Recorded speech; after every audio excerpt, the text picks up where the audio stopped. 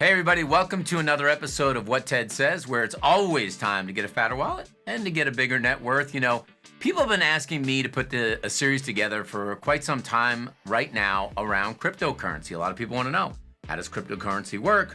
Should I buy it? Should I use it? So I thought it would be a good idea to get none other than a nationally renowned expert, my friend Greg Johnson, who's the CEO of Rubicon Crypto, to talk about whether or not cryptocurrency and digital assets are actually legitimate. Are they actually legitimate? So sit back, relax, and get your pencil out and start to take some notes on cryptocurrency. In 2021, questions about the long-term legitimacy of the cryptocurrency and digital asset space really should no longer exist.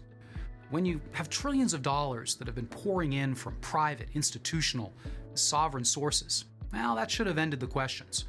When you see companies with household names make significant purchases, billions of dollars, for their corporate treasuries of crypto, well, that should have ended the questions. When you've witnessed CEOs and executives at global banks simultaneously criticize the industry and then make billion-dollar direct investments into the industry, lock up blockchain patents, and scoop up crypto talent, now, the hypocrisy aside, that should have ended the questions about legitimacy. Yet in 2021, perhaps more than any other development, the inclusion of a few paragraphs out of 2,700 pages within the $1 trillion US infrastructure bill, legislation that may arguably be the most important of a young Biden presidency, may have done more to legitimize the crypto industry than all the other observations that I've just made. Essentially, the inclusion of crypto in the infrastructure bill was to ensure that the crypto industry pay its fair share, $28 billion worth, to offset the cost of the bill.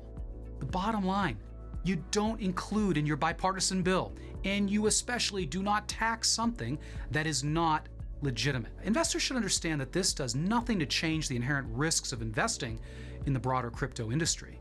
But any questions about the legitimacy of these asset classes should have died once and for all in 2021. They should always matter with any investing decisions, but having common sense and rational exuberance about the world of blockchains, cryptocurrencies, and digital assets is exponentially more important. Even though common sense today is rarely common nor sensical, most know what it is. Rational exuberance is the lens we look through at Rubicon Crypto that borrows from the first celebrity Fed Reserve Chairman Alan Greenspan, when he commented over 20 years ago about the irrational exuberance that had taken over investors and the stock market.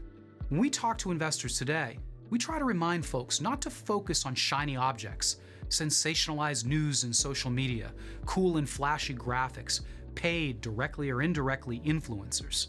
Instead, we remind everyone that it's okay to be excited about the industry, but ground that excitement with rational exuberance. It still is all about the use case of any potential crypto investment. In other words, what does this blockchain-based project do for the world, for the crypto ecosystem? The pro tip that we always share at Rubicon Crypto is that for the vast majority of investors that are considering entering into crypto in the digital asset space is a maximum of 3 to 5% of one's total investment portfolio.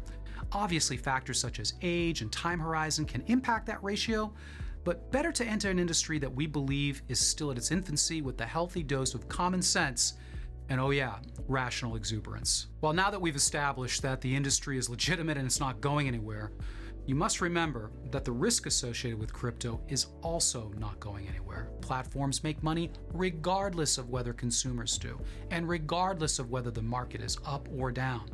And because of the inherent volatility that will be a part of the crypto space for the foreseeable future, unknowing investors can be even more vulnerable. And the final thing that we encourage at Rubicon Crypto to both our clients and everyone in the community is to have the longest time horizon in mind for the crypto portion of their portfolios.